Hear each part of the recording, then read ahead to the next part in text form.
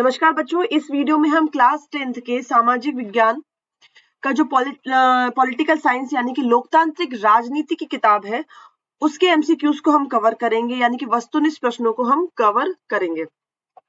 तो जो लोकतांत्रिक राजनीति है उसमें आपके 8 चैप्टर है, ठीक है। तो इस बार जो 2023 में 10th के एग्जाम हो रहे हैं उसके सिलेबस में से ये जो तीसरा चैप्टर है आपका 5वां चैप्टर है और 8वां चैप्टर, इन तीनों चैप्टरों को इस बार सिलेबस से हटा दिया गया है, यानी कि जो अभी 10th के एग्जाम हो रहे हैं उसमें एमपी में ये तीनों चैप्टरों से एक भी क्वेश्चन नहीं आएगा, ठीक है। तो 8 में से 3 चैप्टरों को हटा दिया गया।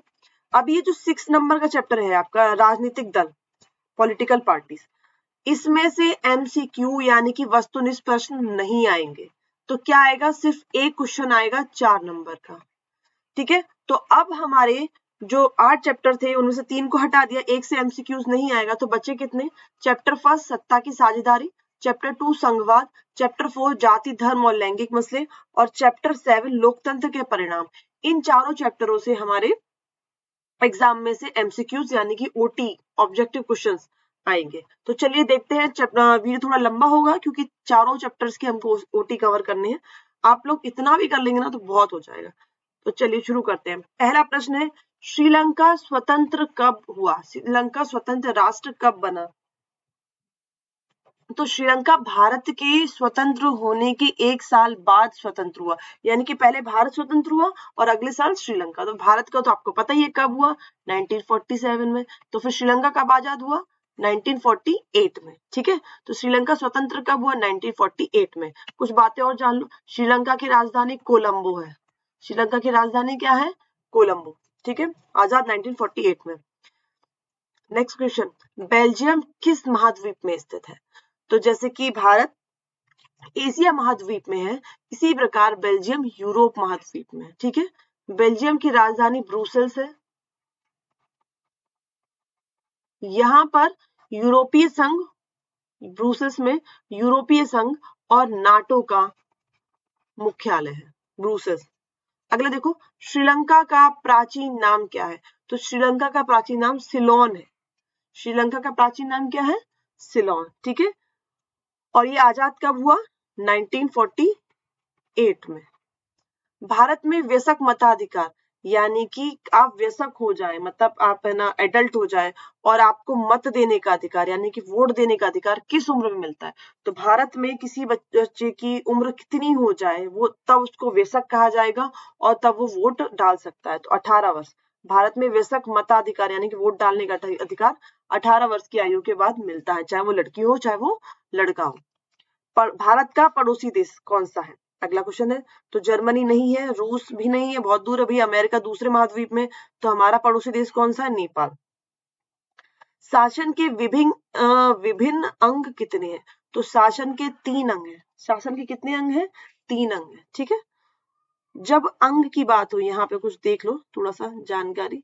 शासन के अंग, शासन के अंग कितने हैं? 3 है। कितने हैं? 3 है। उनका नाम क्या है? विधायिका यानी कि लेजिस्लेचर, विधायिका इंग्लिश में लेजिस्लेटिव। दूसरा क्या क्या बोलते हैं? कार्यपालिका यानी कि एग्जीक्यूटिव, कार्यपालिका। और तीसरा है न्यायपालिका, ठीक है। शासन के अंग कितने हैं? विधायिका, कार्यपालिका, न्यायपालिका। शासन के 3 अंग हैं। और इसे कौन सा वितरण कहते हैं? इसको क्षैतिज वितरण कहते हैं। क्षैतिज वितरण, क्षैतिज वितरण। वितरण 2 प्रकार के, एक होता है क्षैतिज, दूसरा होता है ऊर्ध्वाधर। ऊर्ध्वाधर कहते हैं, ऊर्ध्वाधर कहते हैं, क्या कहते हैं आप लोग देखना, ऊर्ध्वाधर, ठीक है। तो 2 तरह के होते हैं, क्षैतिज वितरण और ऊर्ध्वाधर। ये जो अंग वाला है ना, अंग, कार्यपालिका, विधायिका, न्यायपालिका, ये आपका क्षैतिज वितरण कहलाता है, ठीक है। तो अंग कितने हैं? 3। आगे देखिए, शासन के विभिन्न अंगों के बीच में सत्ता के बंटवारे को हम क्या कहते हैं? अभी हमने देखा शासन के अंगों के बीच में सत्ता के बंटवारे को हम कहते हैं सत्ता का क्षैतिज वितरण। अंग शब्द में देखना क्षैतिज शब्द आएगा, जब अंग आएगा तब क्षैतिज, जब स्तर आएगा, स्तर अंग होगा तो क्षैतिज, जब स्तर शब्द होगा तो आप क्या करें, स्तर होगा तो ऊर्ध्वाधर वितरण, ठीक है, ऐसे देखो, ऐसे लिखा जाता ना, ठीक है।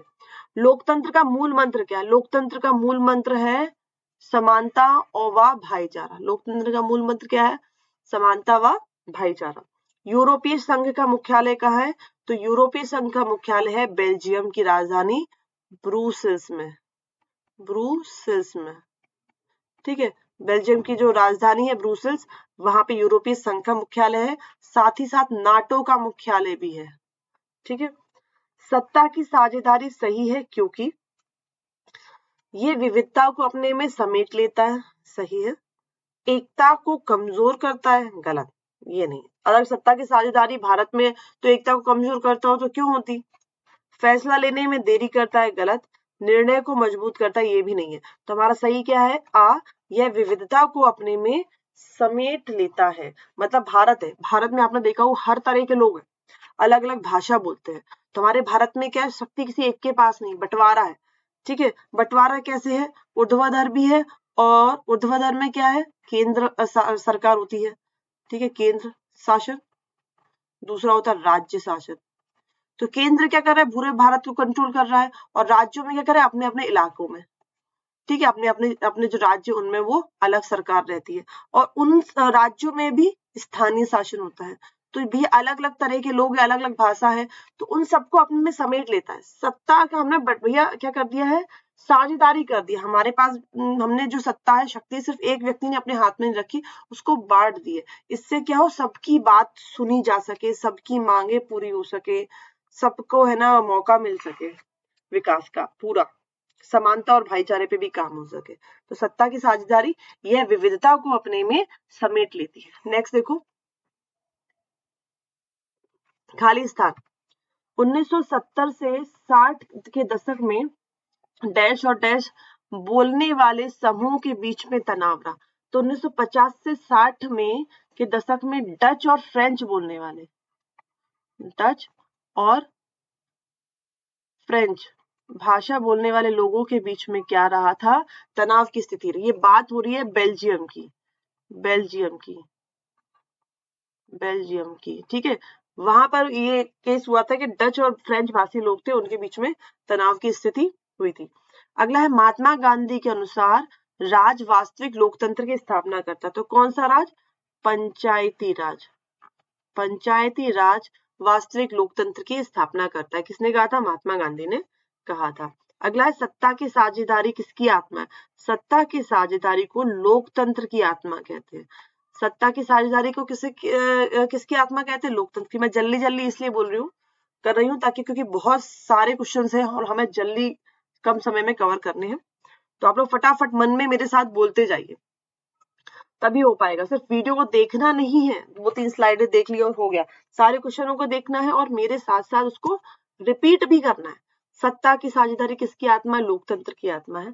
नेक्स्ट है, केंद्र व राज्य सरकारों के अलावा बेल्जियम में तीसरे स्तर की सरकार मिलती है। सुनो मेरी बात ध्यान से, यहाँ पे जब भी बेल्जियम शब्द आए और बेल्जियम में तीसरे स्तर की सरकार आए, तो आप याद रखना सामुदायिक सरकार। कौन सी सरकार होगी वहां पे? सामुदायिक सरकार। या कहीं पे भी सामुदायिक सरकार आपको मिलता है तो सीधे आपको बेल्जियम पे जाना है, ठीक है। तो कौन सी सरकार यहाँ पे? सामुदायिक, सामुदायिक, ठीक है, सामुदायिक सरकार। बेल्जियम में सामुदायिक सरकार। भारत में कितने राज्य और केंद्र शासित क्षेत्र है? तो भारत में 28 राज्य और 8 केंद्र शासित। पहले 9 थे, अब 8 हो गए हैं। दमन द्वीप और दादर और नागर हवेली को मिलाकर के 1 कर दिया है, इसलिए संख्या कम हुई और 8 हो गए। 28 8 याद रखना। फ्लेमिश, फ्लेमिश इतना है, ये इतना, ये इलाका एक पूरा शब्द है ना। फ्लेमिश इलाके में लोग भाषा बोलते हैं। तो फ्लेमिश इलाके में कौन सी भाषा बोलने वाले लोग रहते हैं? तो यहाँ रहते हैं डच भाषा बोलने वाले। डच भाषा बोलने वाले लोग कहाँ रहते हैं? फ्लेमिश में रहते हैं, ठीक है। और इनका परसेंटेज कितना था? तो यहाँ पे देख लो, बाद में आपको काम आएगा। तो जो किसकी बात करते हैं? बेल्जियम की बात करते, तो बेल्जियम में डच 3 तरह की भाषा बोलने वाले लोग रहते हैं। एक है डच, इनकी संख्या थी 59%। दूसरे थे फ्रेंच,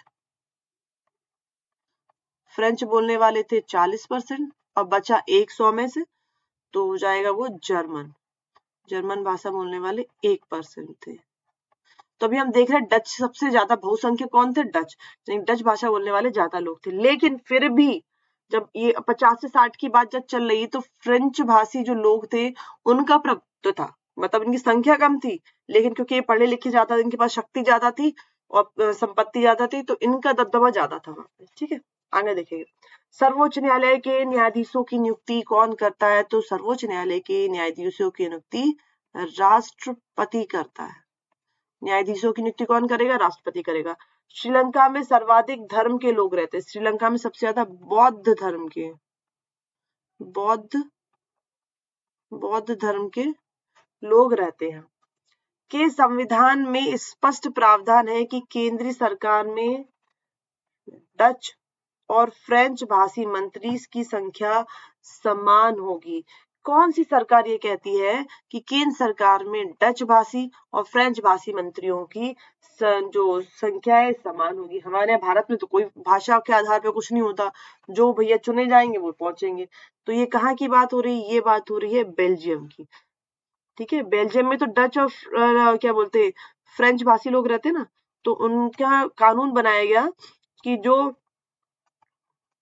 केंद्र सरकार होगी वहां पे जो मंत्री होंगे वो 50-50 होंगे, 50 डच 50 फ्रेंच, मतलब दोनों जो मंत्रियों की संख्या होगी वो बराबर होगी। 50-50 दोनों की संख्या क्या होगी? बराबर। अगला देखो, राजनीतिक दल के अलावा विभिन्न सरकार की नीति और निर्णयों को प्रभावित करते। तो राजनीतिक दल के अलावा और कौन है जो सरकार की नीति और निर्णयों को प्रभावित करते हैं? तो वो है दबाव समूह। दबाव समूह। ये देखेंगे गृह युद्ध। गृह युद्ध क्या है? सुनो, युद्ध होता है, युद्ध क्या होता है? देखो, युद्ध में क्या होता है, एक देश है और दूसरे देश से लड़ाई होती है। ठीक है, लेकिन जब हम गृह युद्ध की बात करते हैं तो एक देश के अंदर कई सारे संगठन बन जाते हैं और वो संगठन आपस में लड़ते हैं।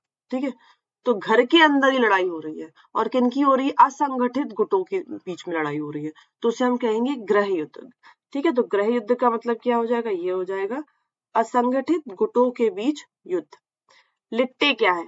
लिट्टे एब्रिविएशन है, शॉर्ट फॉर्म है किसका? इसका फुल फॉर्म है लिबरेशन टाइगर ऑफ तमिल इल्म। लिबरेशन, एल से लिबरेशन, टी से टाइगर, फिर टी से तमिल और ई से इल्म। लिबरेशन, मेरे साथ बोलो एक बार सभी लोग, लिबरेशन टाइगर्स ऑफ तमिल इल्म। लोकतंत्र, लोकतंत्र याद कर लो, बार बार पूछेंगे लोकतंत्र क्या है, लोकतंत्र क्या है, लोकतंत्र क्या है? तो जनता के शासन, लोगों का शासन लोकतंत्र है। आपसे एक नंबर में पूछेंगे लोकतंत्र किसे कहते हैं, आप एक नंबर में लिख देना, लोगों के तंत्र को, लोगों के शासन को, जनता के शासन को लोकतंत्र कहते हैं। लोकतंत्र किसे कहते हैं? जनता के शासन को लोकतंत्र कहते हैं। बेल्जियम, बेल्जियम की राजधानी ब्रुसेल्स। और दो या दो से अधिक पार्टी मिलकर के कौन सी सरकार बनाती है? गठबंधन सरकार। ये याद कर लो, गठबंधन, गठ मतलब होता है जुड़ना, गठ गठ मतलब गांठ लग करके, बंधन मतलब ये जुड़ना। तो क्या हो रहा है? दो या दो पार्टियां मिलकर के, जुड़ करके सरकार बनाती हैं, उस सरकार को अपन गठबंधन सरकार कहते हैं। दो धागे उनको गांठ बांध दिया तो गठबंधन हो गया ना। ठीक है, तो यहाँ पे क्या मतलब निकल रहा है? सरकार में दो या दो से अधिक पार्टियां मिलकर के सरकार बनाती हैं, उसे गठबंधन सरकार कहते हैं। आपको और देखना तो आप पॉज करके देख सकते हो, मेरे पास समय नहीं, हम आगे बढ़ते हैं। देखो, मैंने आपको बताए थे अंग, शासन के अंग या फिर क्षैतिज वितरण सत्ता का क्षैतिज वितरण। तो उसमें आपको तीन चीजें बताई थी, विधायिका, कार्यपालिका और न्यायपालिका। तीन बताए थे। तो विधायिका का काम है कानून बनाना, कानून बनाना, विधि बनाना। अब जो कानून बन गया है उसको कौन लागू करेगा? कानून को लागू करने का काम कौन करेगा? क्रियान्वयन करने का काम कार्यपालिका करेगी। फिर काम ठीक से हो रहा है नहीं हो रहा, कहीं किसी के साथ अन्याय, बेईमानी, धोखाधड़ी तो नहीं हो रही, विवाद हो रहा हो, बहस हो रही हो, टकराव की स्थिति, तो उसको न्यायपालिका संभालेगी। विवाद को, है ना, विवाद को, बहस को, या कोई भी गलती हो रहा है, कुछ हो रहा है, तो उसको न्यायपालिका। तो ये तीन अंग है। तो ये आया कार्यपालिका। कार्यपालिका काम है लागू करना, तो इसका उत्तर ये हो जाएगा, कानून लागू करती है कार्यपालिका। अगला, अल्पसंख्यक फ्रेंच भाषी लोग तुलनात्मक दृष्टि से अधिक, मैंने बताया था आपको कि जो बेल्जियम है, बेल्जियम, ये जो बेल्जियम लिखा है यहाँ पे 3 भाषी लोग थे, डच, फ्रेंच और जर्मन, जिसमें फ्रेंच की प्रतिशत कितना था, 40% था, ठीक है, और जो डच थे वो ज्यादा थे, इनसे 9% ज्यादा थे, फिर भी इनका दबदबा ज्यादा था क्योंकि ये समृद्ध थे डच भाषियों से और शक्तिशाली थे, ठीक है। 1980 के दशक में श्रीलंका ने मांग रखी स्वतंत्र तमिल इल्म की। श्रीलंका ने किसकी मांग रखी, स्वतंत्र तमिल इल्म की मांग रखी, ठीक है। बेल्जियम का क्षेत्रफल 20,277 किलोमीटर, 30,277 वर्ग किलोमीटर। बेल्जियम का मॉडल हमको दिखाता है उदारता और समानवादी सामुदायिक। देखो इसमें सामुदायिक शब्द आ गया है तो सीधे सीधे बेल्जियम पे जाना, उदारवादी समानतावादी तो है और फिर सामुदायिक शब्द आया तो बेल्जियम तथा श्रीलंका की मुख्य समस्या क्या थी, जातीय और भाषाई संघर्ष। जाति भी नहीं कहो तुम तो, सीधा भाषाई संघर्ष था मेनली, जातीय तो सिर्फ इंडिया में दिखता है, भाषाई संघर्ष। आगे देखो, श्रीलंका की कुल आबादी सिंहली और तमिल की आबादी का क्या अनुपात था। तो श्रीलंका में जितनी आबादी थी उसमें जो सिंहली थे, ठीक है, उनका परसेंटेज था, कहाँ गया ये रहा पेन, ये रहा, सिंहली थे, सिंहली का प्रतिशत था 74% और जो तमिल थे, तमिलों का परसेंट था 18%, ठीक है। तो ये सिंहली क्या थे, वहां बहुसंख्यक थे। इस बहुसंख्यक वाद का हम श्रीलंका में देखेंगे आगे चल करके।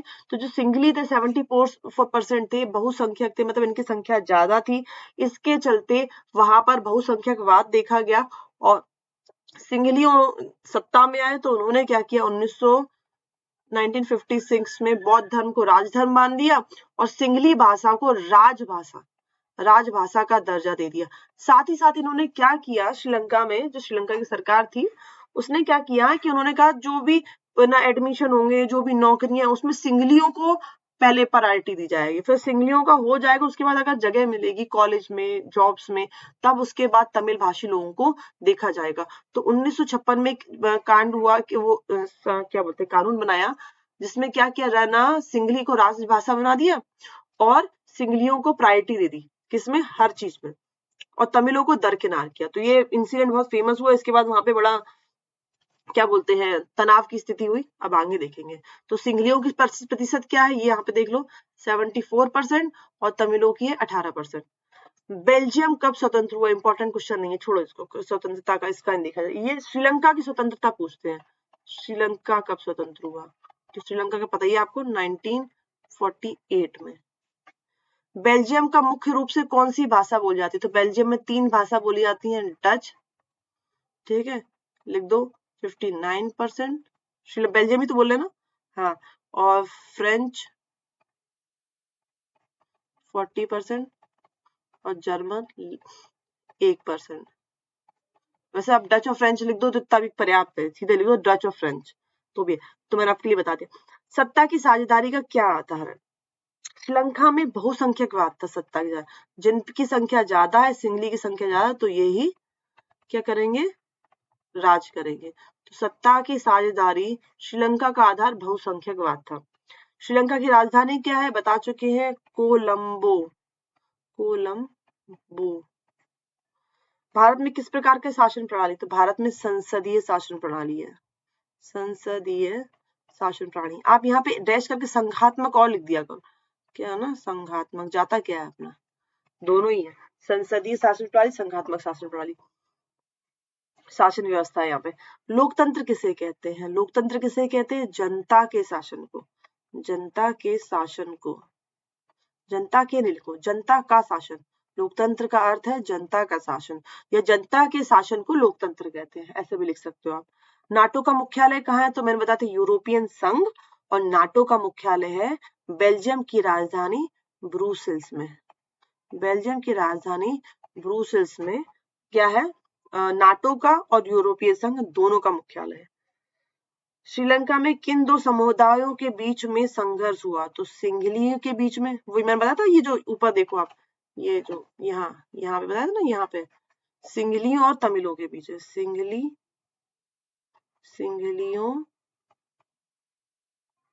और तमिलों के बीच, तमिलों के बीच। आगे देखें, श्रीलंका में सन में तमिल को दरकिनार हिंदी भाषा को राजभाषा घोषित किया गया। यहाँ पे थोड़ा गलत है, इसको हटा दो, हिंदी नहीं सिंगली भाषा को, सिंगली बौद्ध धर्म था वहां पे, और सिंगली भाषा को राजभाषा घोषित किया गया। कब किया गया? 1956 में। 48 में तो आजाद हुआ, 1956 में सिंगली भाषा को राजभाषा घोषित किया, तमिल को दरकिनार कर दिया, सिंगली भाषा बोलने वाले को प्रायोरिटीज दी गई। सत्ता की साझेदारी क्या है?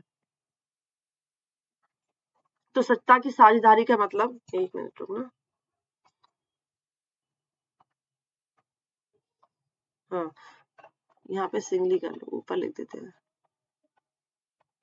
और सन 1956। अब देखो यहाँ पे सत्ता की साझेदारी क्या है? सत्ता की साझेदारी, सत्ता की साझेदारी,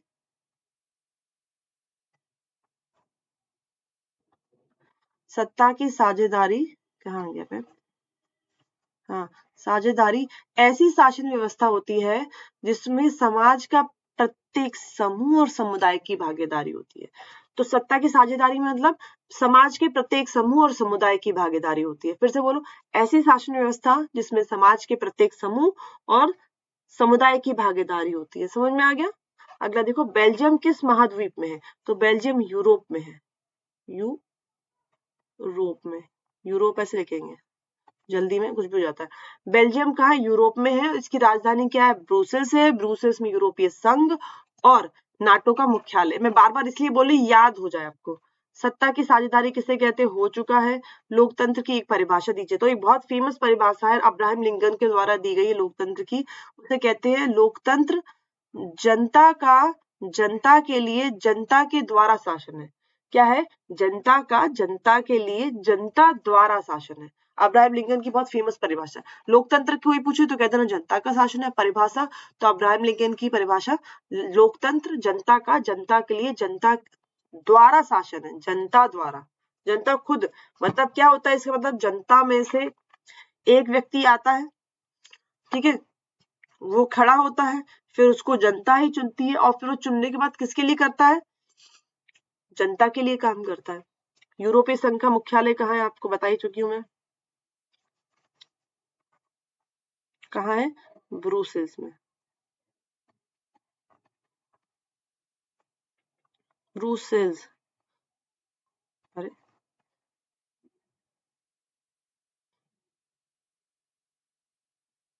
सही लिखा ना? आगे देखते हैं, गृह युद्ध किसे कहते हैं? गृह युद्ध मैंने आपको बता दिया था, जब घर के अंदर ही, ठीक है, किसी देश के अंदर, किसी राष्ट्र के भीतर असंगठित जो संगुट होते हैं उनके बीच में होने वाले युद्ध को हम गृह युद्ध कहते हैं। तो गृह युद्ध क्या है?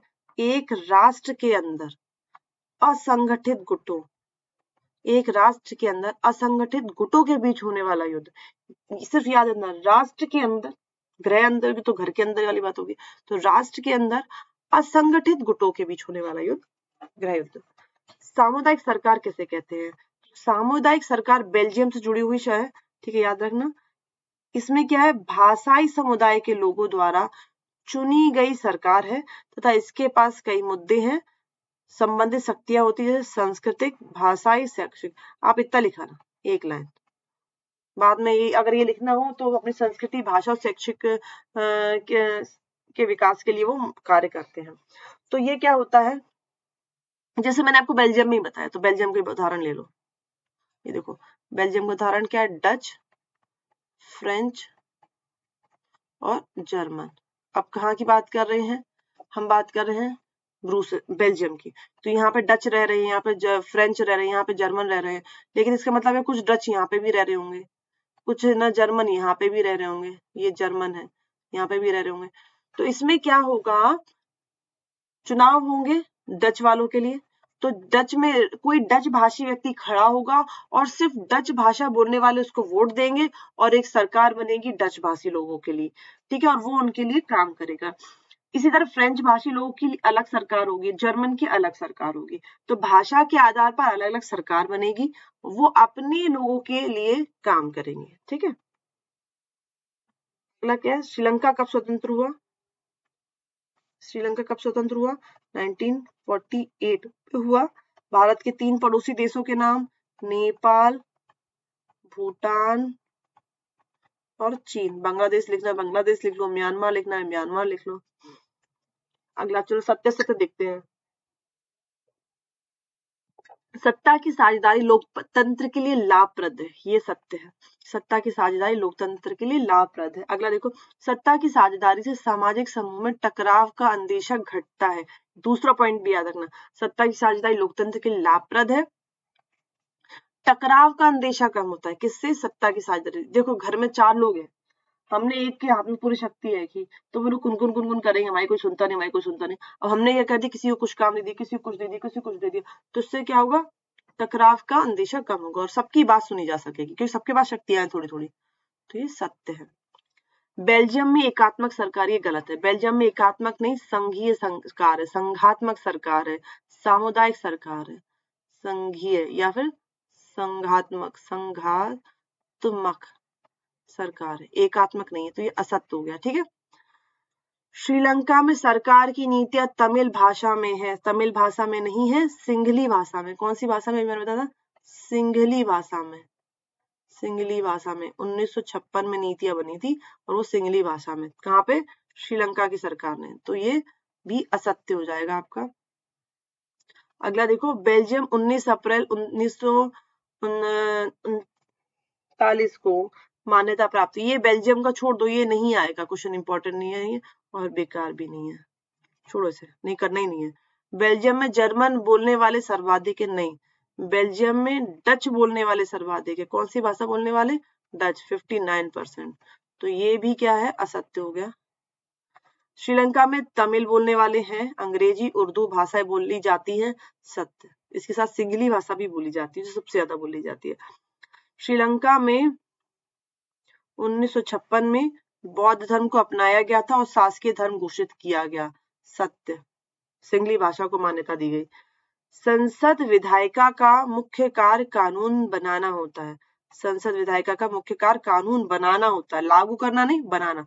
तो ये सत्य है। सामुदायिक सरकार कहाँ जाएगी? बेल्जियम। सर्वप्रथम विचार भारत में नहीं आया, बेल्जियम में आया, असत्य। यूरोपीय संघ का मुख्यालय भारत में नहीं है, बेल्जियम की राजधानी ब्रुसेल्स में है। तो ये भी क्या है? असत्य है। 2 या 2 से अधिक पार्टी मिलकर सरकार बनाती है, उसे संघीय सरकार कहते हैं? नहीं कहते, उसको गठबंधन सरकार कहते हैं। क्या कहते हैं? संघीय नहीं, गठबंधन सरकार।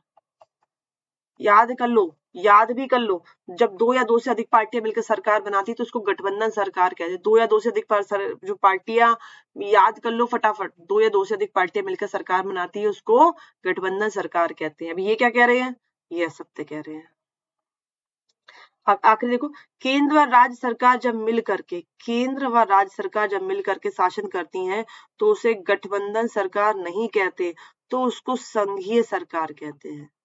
जब केंद्र और राज्य मिलकर के काम करती है तो उसको संघीय सरकार कहते हैं। ये भी इनका असत्य है, इन्हें गलत बोला। आगे देखते हैं बहुविकल्प। केंद्र और राज्यों के बीच विवादों का निपटारा कौन करता है? जब भी विवादों वाले को निपटारा कौन करेगा? न्यायपालिका करेगी।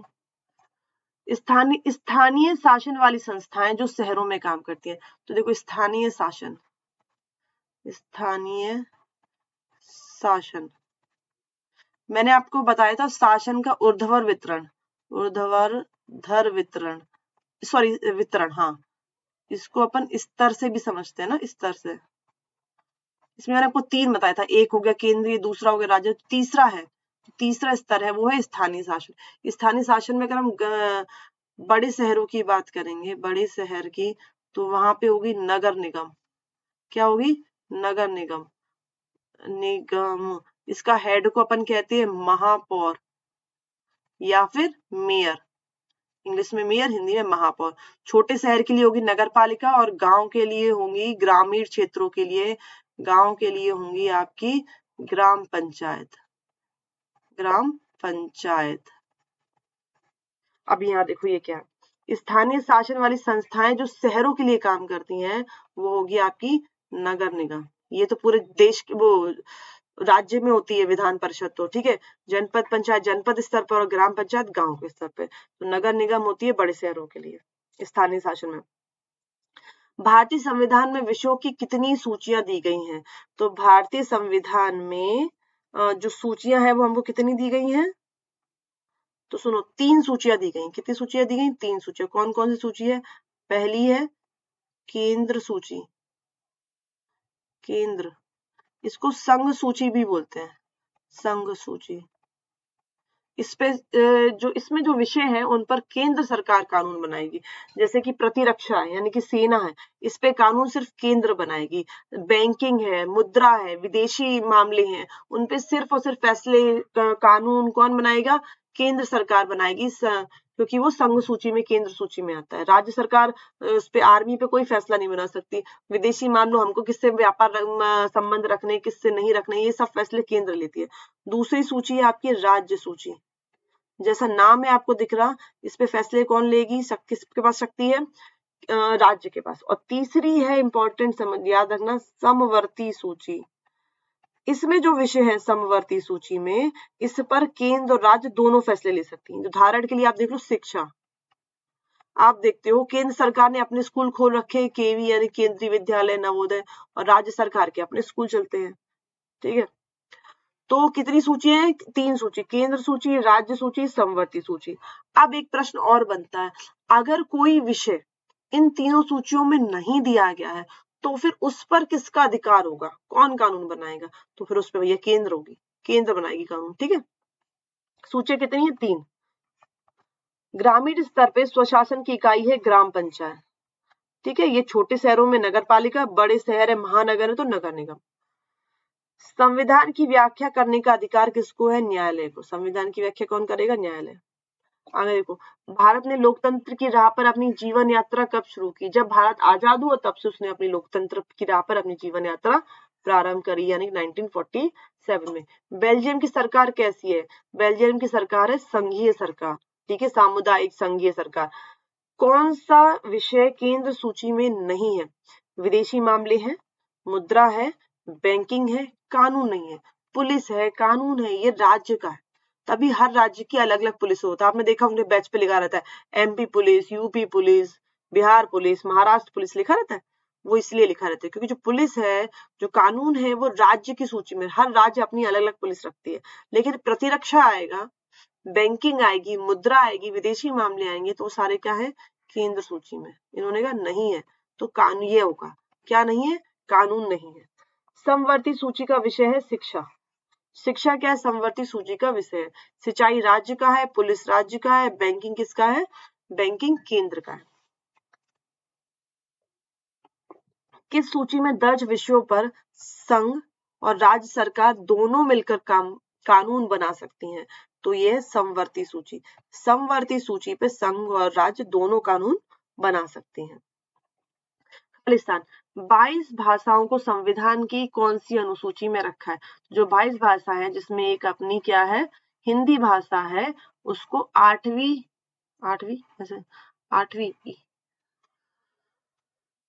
हाँ, कैसे आप देख लेना, ये दिमाग नहीं चल रहा, ठीक है। 8वीं अनुसूची में, 8वीं लिख लेना आप लोग, 22 भाषाएं 8वीं अनुसूची में। संघवाद में केंद्र और राज्यों के बीच विवाद हो तो कौन निपटाएगा? विवाद को निपटाएगा न्यायपालिका। अगला देखो, भारत में संविधान संशोधन द्वारा पंचायती राज व्यवस्था लागू की गई। जब हमारा संविधान बना उस समय पंचायत राज नहीं था, इसको बाद में जोड़ा गया 73वें संविधान संशोधन द्वारा। 73वां संविधान संशोधन द्वारा इसको बाद में जोड़ा पंचायती राज को। भारत में विकेंद्रीकरण की दिशा में पहला कदम कब उठाया गया? 1992 में उठाया गया। विकेंद्रीकरण की दिशा में बड़ा कदम 1992 में। स्थानीय स्वशासी निकायों में महिला के लिए पद आरक्षित। तो मैंने आपको स्वशासी इकाई पहले ही बता दी है, ग्राम पंचायत, जनपद पंचायत, नगर पालिका, नगर निगम, इसको कहते हैं स्वशासी निकाय। इसमें महिलाओं के लिए पदों को कितने पदों को आरक्षित किया गया? तो 1/3 पदों को तिहाई पदों को क्या किया, आरक्षित किया। 1/3 कैसे, ऐसे भी लिख सकते हो। अभी सुनो यहाँ पे, 1/3 का मतलब क्या है, 30 जगह पे चुनाव हो रहे हैं, तो ठीक है, तो उसमें से 30 में से जो 10 पद होंगे, इस पर सिर्फ और सिर्फ महिला उम्मीदवार ही खड़ी होगी। कौन खड़ी होगी, महिला, महिला ही खड़ी होगी। जबकि बचे हुए 20 है, उस पे महिला भी खड़ी हो सकती है और पुरुष भी खड़े हो सकते हैं। ठीक है, इसको आरक्षण कहते हैं। मतलब 10 पे हमने आरक्षित कर दिया, रिजर्व कर दी, इसमें सिर्फ महिला है और बाकी पे कोई भी जाए। नगर निगम का प्रमुख कहलाता है मेयर या फिर महापौर। मेयर या महापौर, मेयर इंग्लिश में हो जाता है, सॉरी यहाँ पे मेयर। भारतीय संविधान में भारत को राज्यों का संघ घोषित किया है। क्या कहा है, राज्यों का संघ। शिक्षा सूची का विषय, शिक्षा समवर्ती सूची का विषय है, समवर्ती सूची का विषय। असम, नागालैंड, अरुणाचल प्रदेश और मिजोरम संविधान के अनुच्छेद के तहत विशेष शक्तियों का लाभ उठाते। तो कौन से अनुच्छेद के, 371। 370 से वो हमें कश्मीर को फायदा उठाओ, खत्म कर दिया। 371 में से ये अपने जो राज्य है, असम, नागालैंड, अरुणाचल प्रदेश और मिजोरम, विशेष शक्तियां प्राप्त है। अब शक्तियां क्या प्राप्त है आप पता करना एग्जाम के बाद।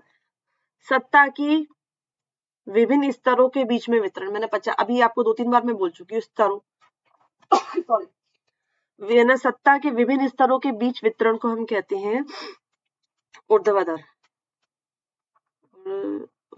इसको मैं बोल नहीं पाती, ऊर्ध्वाधर है ना, हाँ ऊर्ध्वाधर कहते हैं। इसमें क्या होता है, शासन को 3 स्तरों पे बांट दिया जाता है, स्तर पे। पहला होता है केंद्रीय, दूसरा हो जाएगा आपका राज्य और तीसरा होता है स्थानीय। आगे देखो, जोड़ियां मिलाइए। संघीय शासन व्यवस्था, संघीय शासन व्यवस्था कहाँ है आपकी, इसको देखते हैं, अभी कहाँ छोड़ देते हैं। एकात्मक शासन व्यवस्था कहाँ मिलेगी, श्रीलंका में। संघीय शासन व्यवस्था तो आपकी बेल्जियम है, ठीक है, संघीय सामुदायिक शब्द है तो बेल्जियम। संघ सूची में क्या होगा, संघ सूची में होंगे विदेशी मामले। समवर्ती सूची में क्या है, समवर्ती सूची में व्यापार संघ है। व्यापार संघ पर केंद्र और राज्य दोनों फैसले बनाती है, अपने अपने अलग अलग कानून बनाती है। स्थानीय शासन, स्थानीय शासन क्या है, नगर निगम। अब इसको छोड़ देते हैं, आगे देखते हैं। शासन के अंग कितने हैं, 3 है, न्यायपालिका, कार्यपालिका, विधायिका। नगर निगम, नगर निगम का कौन हेड होता है, मेयर, महापौर, ठीक है। ग्राम पंचायत का कौन होगा, सरपंच। जो इजिली आ रहा है, जो पहले आ रहा है, जो डाउट फ्री, उसको पहले करो आप लोग, और फिर जो बचे उसमें से आप गैस करो कि क्या हो सकता है। संविधान की व्याख्या, संविधान की व्याख्या कौन करता है, न्यायालय करता है।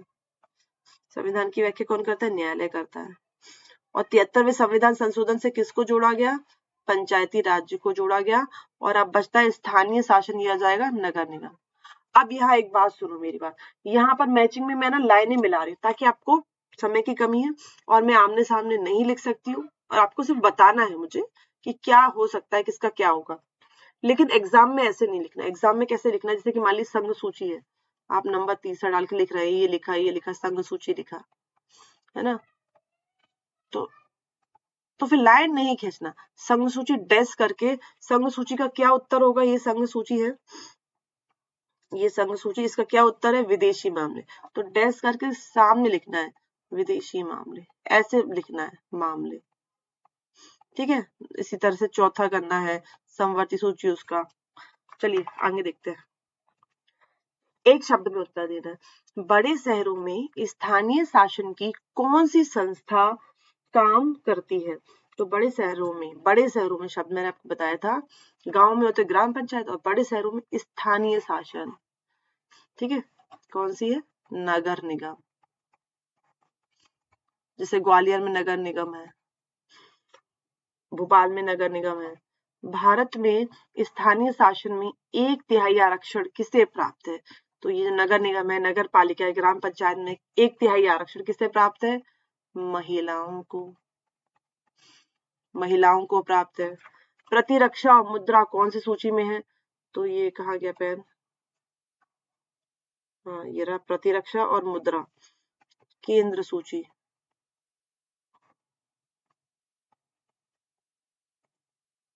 अगला है राज्य पुनर्गठन आयोग की रिपोर्ट किस वर्ष लागू हुई? 1956 में।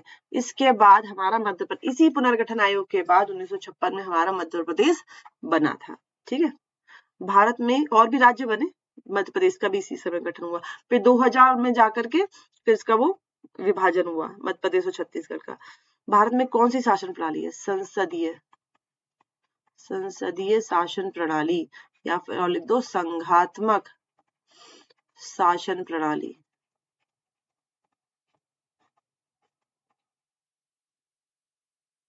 कोई सवाल हो कुछ हो तो कमेंट बॉक्स में लिख देना, मुझे बता देना, मैं वहीं पे आपको रिप्लाई कर दूंगी अगर कोई दिक्कत है तो।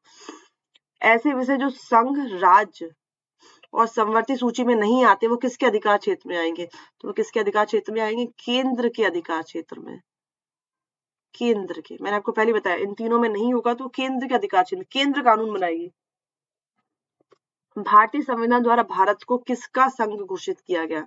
भारत को राज्यों का संघ घोषित किया गया है। किसका संघ? राज्यों का। भारत में शासन का तीसरा स्तर कौन सा है?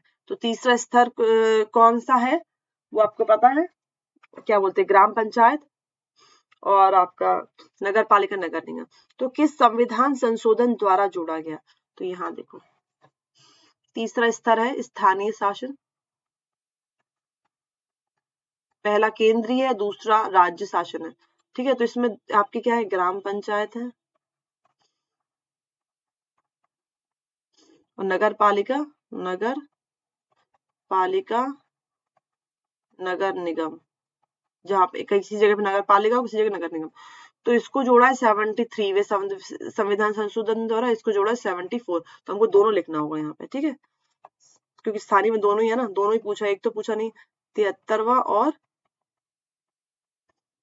74वां संविधान संशोधन द्वारा। अगला देखो, 8वीं अनुसूची में शामिल भाषाओं में सबसे ज्यादा बोले जाने वाली भाषा कौन सी है? हिंदी है। 8वीं अनुसूची में कितनी भाषाएं शामिल की गई हैं? 8वीं अनुसूची में कितनी भाषाएं शामिल की गई हैं? तो 22 भाषाएं शामिल की गई हैं। आगे देखो, बेल्जियम की राजधानी क्या है? कहाँ है बेल्जियम की राजधानी? ब्रुसेल्स में है। यहाँ पे मुख्यालय है किसका? यूरोपीय संघ और नाटो का मुख्यालय है। शक्तियों के बंटवारे के संबंध में कोई विवाद होने पर फैसला कौन लेता है? न्यायपालिका लेगी, कोई भी विवाद हो। संघात्मक शासन व्यवस्था वाले 5 देश कौन कौन से? स्विट्जरलैंड, अमेरिका, ऑस्ट्रेलिया, रूस, कनाडा, ब्राजील, अर्जेंटीना और एक हमारा प्यारा भारत। तो एक तो भारत तुम्हें याद ही रहेगा और 4 कोई और याद कर लो। कौन सी शासन प्रणाली है भारत में? भाषण में कौन सा शासन प्रणाली है? संसदीय शासन प्रणाली। संसदीय शासन प्रणाली मैं कई बार लिख चुकी हूँ। प्रणाली, संघात्मक शासन। शासन के कितने अंग है? 3 अंग है।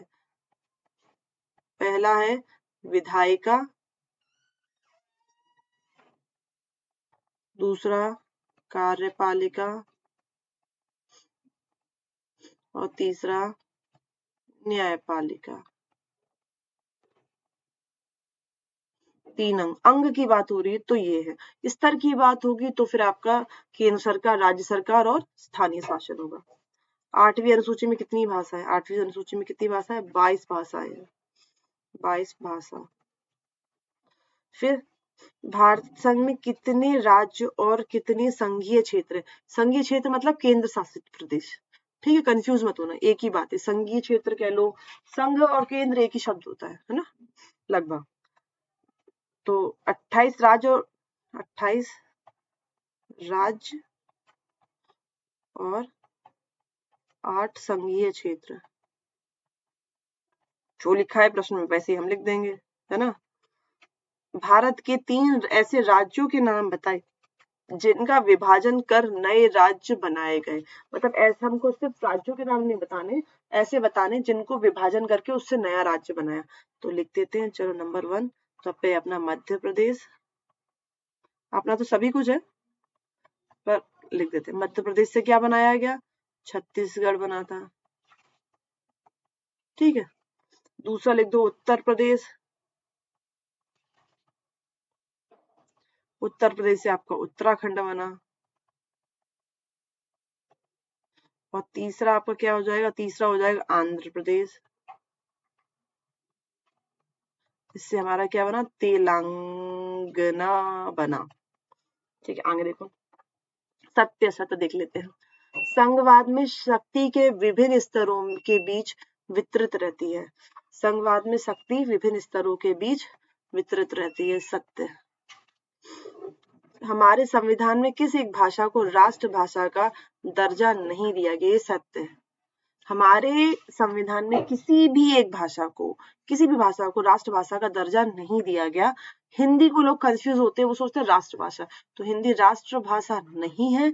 हिंदी क्या है? राजभाषा है। राजभाषा है, कंफ्यूज मत हो। राष्ट्रभाषा कोई भी नहीं है। सत्य। भारत में एकात्मक शासन है? नहीं है। भारत में संघात्मक शासन प्रणाली है। संघात्मक शासन है। संसदीय शासन प्रणाली, संघात्मक शासन व्यवस्था। तो ये क्या है? असत्य हो जाएगा। संविधान द्वारा 22 भाषाओं को 7वीं अनुसूची में नहीं जोड़ा गया, 8वीं में जोड़ा गया है। 8वीं में, तो ये क्या है? असत्य हो जाएगा। बड़े शहरों में नगर पालिका द्वारा, नगर पालिका नहीं भाई, नगर निगम द्वारा स्थानीय शासन चलाया जाता है। ये भी गलत है। प्रत्येक राज्य में स्थानीय स्वशासन इकाइयों का चुनाव राज्य चुनाव आयोग के द्वारा किया जाता है। सत्य।